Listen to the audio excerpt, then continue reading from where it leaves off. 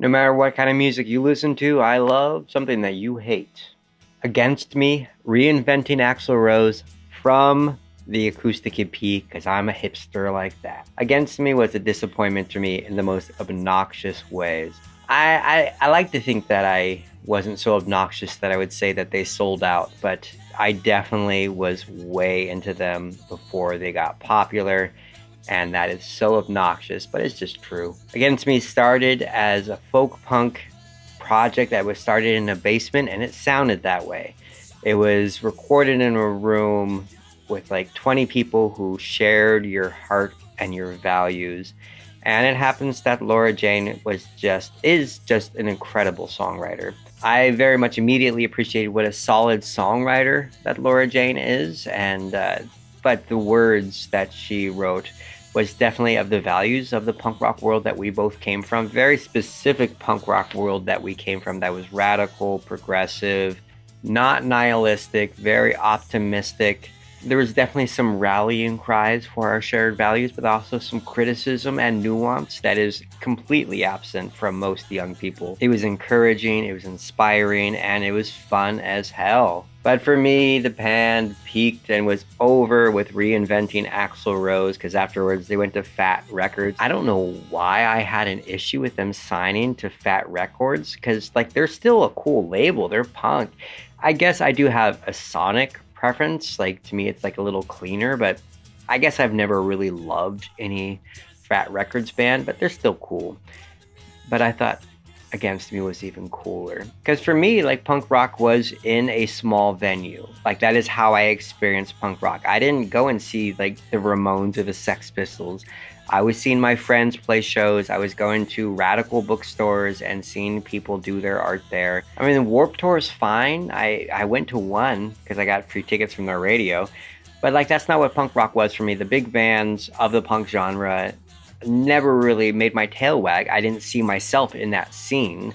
I didn't have any shade for like Bad Religion or NoFX or any of those bands, or Green Day, who I thought were, all those bands are great. But it wasn't what punk rock was for me. And Against Me, definitely were what punk rock was for me. To their credit, their bands started to match the crowds they were attracting. If you were attracting 1,000 people paying $10 to see your show, you want to fill that room and give them their money's worth. You don't want to sound like you're in a basement or in some like a bedroom or a radical bookstore playing your acoustic guitar. You want to give them a show. That sound just wasn't that interesting to me. But Reinventing Axl Rose, the album, bulletproof, great album, really captures what a really good band they were and probably still are if they're still playing music. I don't know, I lost interest because I'm a hipster. But it was exciting, there were sing-along moments, and just full to the brim with the shared values and perspective of the best attributes of our community.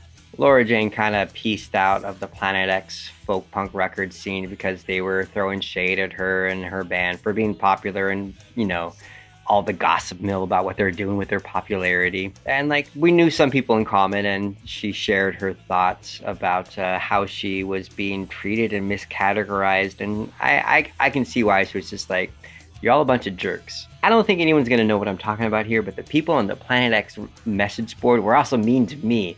And I didn't like that community.